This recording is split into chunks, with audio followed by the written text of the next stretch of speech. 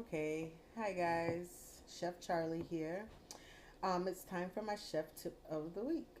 So I am making some soup because it's very cold here in New Orleans, and I actually had bought cabbage and smoked sausage because I wanted to just make cabbage sauteed with sausage and maybe some brown rice. But because it's so cold, I also wanted a soup, so I decided to make a cabbage and sausage soup. So my chef tip this week just consists of me showing you guys how I like to cut cabbage, which makes it easier for me. When I first started working in the culinary field, my very first job was at Piccadilly, and um, if anybody's familiar with Piccadilly, you know they have a sausage and cabbage dish, which is really good. And the way they taught me to cut cabbage, I absolutely hated it. It made my arms and my hands hurt, and it was like a requirement that you cut it that way. But I no longer cut it that way because I don't have to.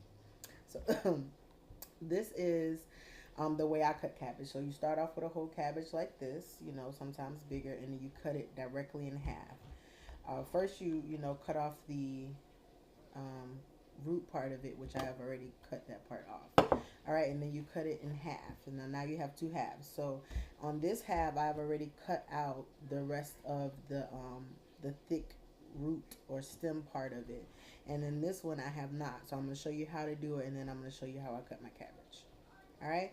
So once you have two halves on your cutting board, take your knife, and you just want to carve around that little, it's almost like a little weird looking triangle, kind of. So you cut down, downward.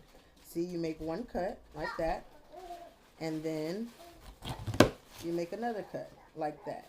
So you're basically just isolating this little stem piece, and then you cut across like so. Now, obviously, I'm only cutting it like this so y'all can see it, but obviously, I would turn it this way, and I would cut it, and boom, look, it comes out. Just that easy. So just cut around it, but you got to make nice deep cuts with a really sharp knife. Don't use a dull knife. Okay, so now it's out, right? So this is how I do it. This is how your cabbage should look when you're about to cut it. So I turn it on the flat side for stability. Okay, don't ever try and cut it, rolling around like this. He's okay. He's okay. Um, don't ever try to cut it rolling around like this because that's dangerous and you can cut yourself. So cut it on the flat surface, and I like to cut it in quarters. So now it's already in hand. Hold on. Shh. So I cut it in quarters directly through that little opening that I just made. All right. Now I'm in quarters, right? Okay, and then I cut it again. So now I cut my quarter in half. So now it's like an eighth, right? And from there, you can take these loose leaves off. I try to hold them in place, but if it gets too slippery for you because the leaves are kind of waxy, you can take them off and cut those separately. But so for the soup, I want to let my cabbage thin. Usually I would cut it, a little bigger and the longer strips, but because it's soup, I want it to be a lot smaller than what it usually is.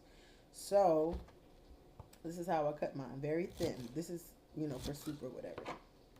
Very thin like this. Obviously, if you want it bigger, if you're just making regular sauteed cabbage, you can keep it in a quarter or you can do it in eighths and just cut it like that. Bigger pieces like that. But today, I'm cutting mine really thin, like so. So it can float around in the soup and be delicious. So that is your chef tip for the week. All right, so remember that little divot there, and remember to always cut it on the flat surface, on the flat side.